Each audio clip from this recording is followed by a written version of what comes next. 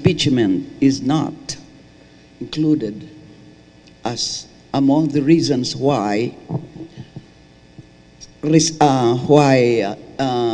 special session can be conducted, my conclusion is that no, impeachment proceedings or this impeachment trial cannot be conducted during recess.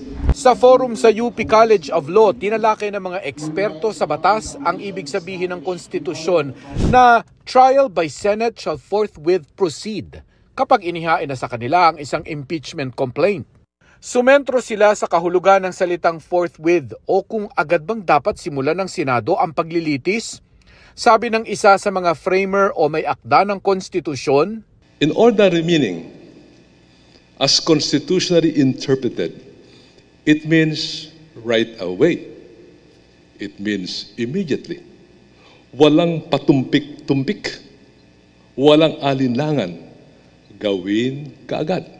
Pero kung nakareses naman ng Kongreso, gaya ng sitwasyon ngayon, if the Senate is not in session as it is today, this impeachment court cannot constitute itself because the reference of the impeachment complaint is to the Senate. And therefore, the Senate, in a formal session, will refer this to the impeachment court. The President can even call a special session so that the impeachment trial can take place. Pero sabi ni dating Supreme Court Associate Justice Conchita Carpio Morales, hindi pwedeng mag-special session para sa impeachment. Impeachment is not included as among the reasons why special session can be conducted. My conclusion is that no, impeachment proceedings or this impeachment trial cannot be conducted during recess. Sakaling masimula naman ng kasalukuyang Senado ang paglilitis, pwede bang ituloy nila ito kapag naiba na ang komposisyon ng Senado matapos ang eleksyon? Pagdidiin ni 1986 Constitutional Commission member Rene Sarmiento, tuloy ang trabaho ng kasalukuyang impeachment court na hiwalay na sa magiging Senado. Outside of legislation, it has a continuing function. It could be convening as a canvassing board. It could even be serving as an impeachment court. Dahil dumulog na sa Korte Suprema ang bise, tinanong kung pwede bang makialam ang Korte Suprema sa lehislatibo na kapantay nitong sangay ng gobyerno. May dating impeachment complaint ng idinulog sa Korte Suprema noong 2003 laban kay nooy Chief Justice Hilario Davide Jr. At sabi ng Supreme Court noon, oo, may jurisdiction sila sa issue. The Supreme Court can step in. Thank you. In other words, the decision of the impeachment court can be appealed to the Supreme Court?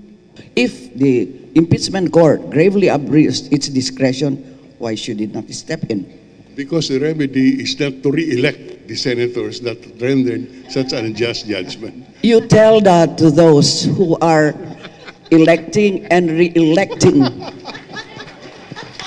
Ang ponente ng desisyong iyon ng Supreme Court, si retired Associate Justice Conchita Carpio Morales.